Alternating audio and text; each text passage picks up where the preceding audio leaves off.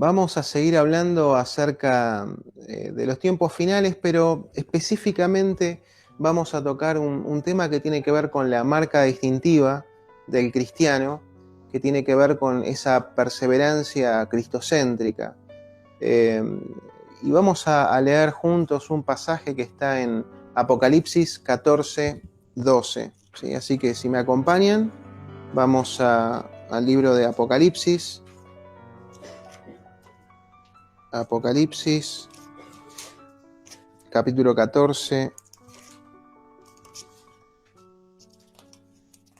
No vamos a dar muchas vueltas con los pasajes, así que vamos a meditar sobre este versículo.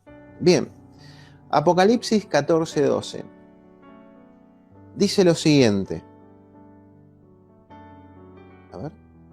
Bien, dice así.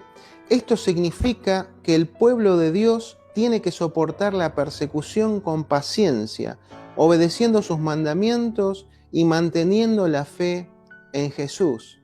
Hay otra versión que dice, en esto consiste la perseverancia de los santos, los cuales obedecen los mandamientos de Dios y se mantienen fieles a Jesús. Bien, hay algo que es distintivo en los cristianos, en todos los cristianos, por lo menos los verdaderos cristianos, que tiene que ver con la perseverancia. Ahora, para poder entender el versículo, es importante que podamos entender qué es lo que estaba pasando cuando Juan estaba escribiendo este pasaje.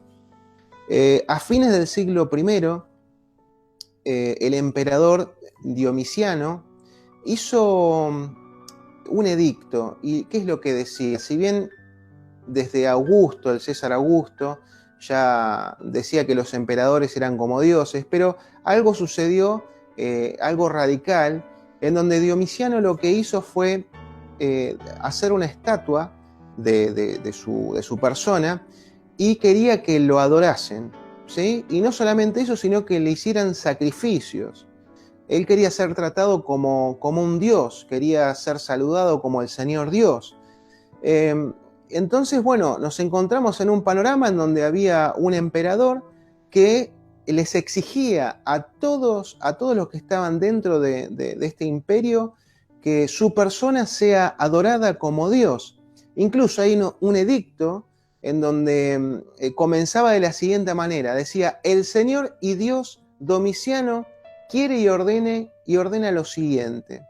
Entonces, de repente, los cristianos se ven enfrentados con un nuevo culto. El tema es que el espacio de adoración y el único que es Dios no era Domiciano, era el mismo Señor Jesucristo, Dios. No podían aceptar este autonombramiento de Domiciano.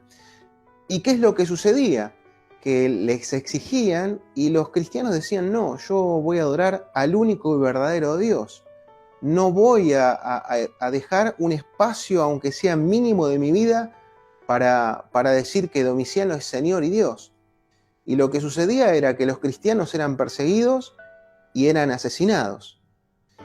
En medio de estas situaciones donde Juan, con una intención de poder alentar a todos los cristianos a que sigan y perseveren, ¿no? Y perseveren, obedeciendo, ¿de qué manera? Obedeciendo los mandamientos de Dios. Tiene sentido, porque ¿a quién hay que adorar? Únicamente, al único, a Dios.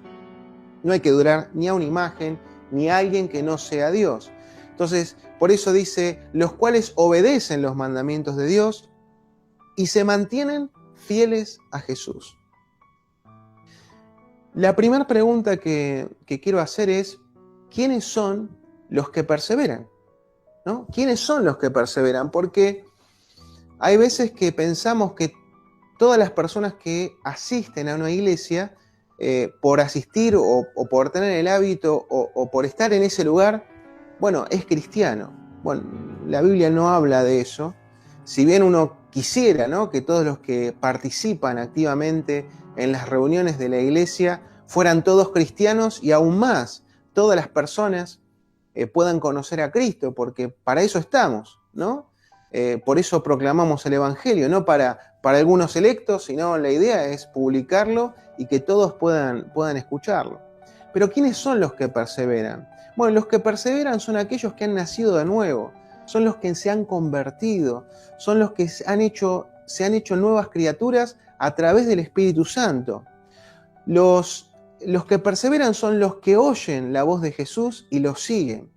Los que perseveran son aquellos que se arrepienten y creen en Cristo y viven una vida santa. ¿Quiénes son los que perseveran? Los que perseveran son aquellos que son elegidos por Dios, que claman a Dios de día y de noche. Son los que tienen un corazón contrito y humillado, que prestan atención a lo que el Espíritu Santo les habla y dan frutos del Espíritu Santo. Esos son aquellos que perseveran. Es importante identificar esto, pero ¿por qué es importante identificar? Primero, para saber si yo estoy en este lugar de aquellos que perseveran, a los cuales Juan le alienta a sus lectores y nos alienta hoy a nosotros después de más de 2000 años y nos está diciendo que tenemos que perseverar. ¿Quiénes? Los santos. Somos nosotros. Y aquellos que se han tomado un tiempo y por alguna u otra razón han tomado la decisión de alejarse del camino, es un buen tiempo para poder reconsiderar que Dios nos está llamando. Dios está llamando absolutamente a todos aquellos que han aceptado, han creído en Jesucristo, que han confiado su vida plenamente en Dios. Quizás hoy es un momento de dificultad, quizás te enfriaste, te olvidaste de quién es ese Dios, pero Dios hoy te está llamando, te está diciendo: vení, arrepentite, seguime, Él te quiere cerca. La perseverancia es un privilegio especial de los cristianos verdaderos y espirituales. Es un privilegio poder perseverar, porque si perseveramos, es una marca distintiva que estamos en el lugar correcto, que hemos nacido de nuevo. Es una marca distintiva. Esto nos tiene que generar seguridad también, el hecho de que podamos perseverar. Pero hay una pregunta, otra pregunta más, y es: ¿cómo perseveramos? De acuerdo al pasaje, dicen: en esto consiste la perseverancia de los santos, los cuales obedecen los mandamientos de Dios y se mantienen fieles a Jesús. Entonces, ¿cómo responde Juan a esta pregunta? ¿Cómo perseveramos?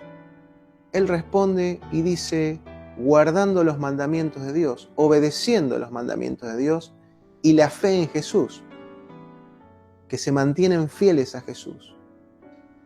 Cuando leo los que obedecen los mandamientos o los que guardan los mandamientos, me pongo a pensar, entonces lo que está diciendo acá es que yo tengo que ver ese listado de 10 mandamientos, me concentro en eso y los tengo que seguir al pie de la letra.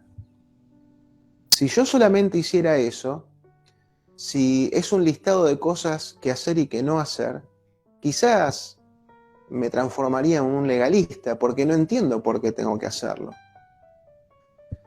Entonces me pregunto un poquito más: ¿por qué están los 10 mandamientos en la Biblia?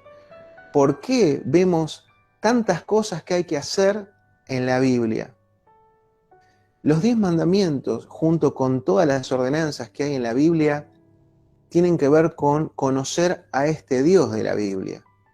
Porque los 10 mandamientos expresan el carácter de Dios. Entonces el hecho de guardar los mandamientos o obedecer los mandamientos, básicamente lo que me está diciendo es: muy bien, yo quiero que seas santo como yo soy santo. Yo quiero que vos hagas o que hagamos juntos aquello que le agrada a Dios. Básicamente es aquello por lo que Dios es y dejar de hacer aquellas cosas que Dios no es. Por ejemplo, si tengo la oportunidad, por una circunstancia X, en donde tengo que mentir, ¿por qué no voy a mentir? Porque Dios es verdad. No es porque Dios me dice que... No, Dios es verdad. Y como Dios es verdad, yo elijo guardar sus mandamientos, yo elijo hacer aquello que a Dios le agrada. Yo elijo a Dios. Cuando no miento, yo estoy eligiendo a Dios. Cuando me juego por la verdad, yo estoy eligiendo a Dios. Entonces no se trata de un listado de cosas para hacer, sino que tiene más que ver con lo que Dios es y lo que Dios no es. Si yo defiendo la vida, yo no es que estoy obedeciendo el mandamiento que dice no matarás. No, yo estoy eligiendo a Dios. Por eso es importante que podamos tomar la decisión por Dios, perseverar en Dios. Yo decido hacer, decir, ver, sentir aquellas cosas que Dios es. ¿Cómo hago para conocer a Dios? A través de su palabra. Es importante conocer a Dios a través de su palabra. ¿Por qué? Porque yo puedo leer un pasaje que ha significado mucho para mi vida. ¿Sí? Entonces yo te lo expreso, pero hay algo que puede suceder en el medio del leer, entender, sentir. Quizás yo te puedo hablar algo que no corresponda, que no tiene que ver con la Biblia, sino que tiene que ver más con mis sentimientos, con mis deseos.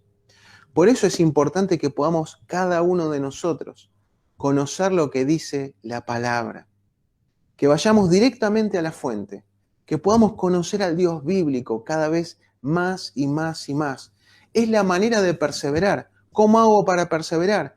Es en cada decisión. Hoy te vas a encontrar después de la reunión o después de mirar el video, te vas a encontrar frente a tu televisor. Ahí es el momento de perseverar. ¿Qué es lo que vas a mirar? ¿Qué es lo que vamos a mirar?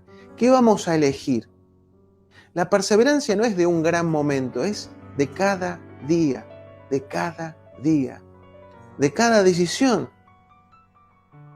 Y Dios nos está llamando a perseverar. ¿A perseverar en qué? En Él. Después también habla de la fe en Jesús. La fe en Jesús tiene que ver con una lealtad incondicional. Lealtad incondicional en acción. Yo decido seguir a Jesús.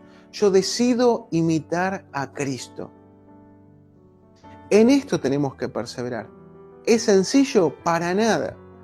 Por algo tantos hemos fallado durante tanto tiempo. Pero de esto se trata de perseverar. Yo tengo algo enfrente mío. Es un desafío. El desafío de decir la verdad. El desafío de dar gloria a Dios. El desafío de mirar la televisión aquello que le agrada a Dios. El desafío de que aunque no tengo ganas, leo la palabra. El desafío de ir y orar a Dios, hablar con el Señor. De poder reunirme con personas que alienten mi fe, que me animen a seguir a Cristo.